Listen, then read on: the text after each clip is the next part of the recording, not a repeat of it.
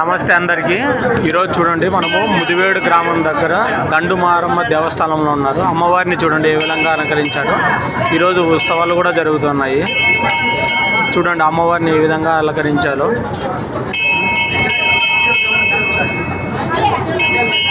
గుళ్ళో కూడా చూడండి ఏ విధంగా జనాలు వస్తున్నారు. చూడండి గుడి ఆవరణ కూడా ఎలాగుందో. గుడి ఆవరణ మరి చూడండి ఏ విధంగా ఉన్నారు.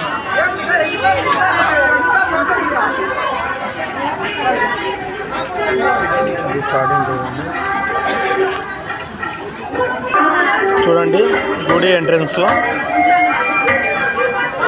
ఈ విధంగా అందరూ ఇట్లా ముక్కొని మెయిన్ గజస్తంభం చూడండి.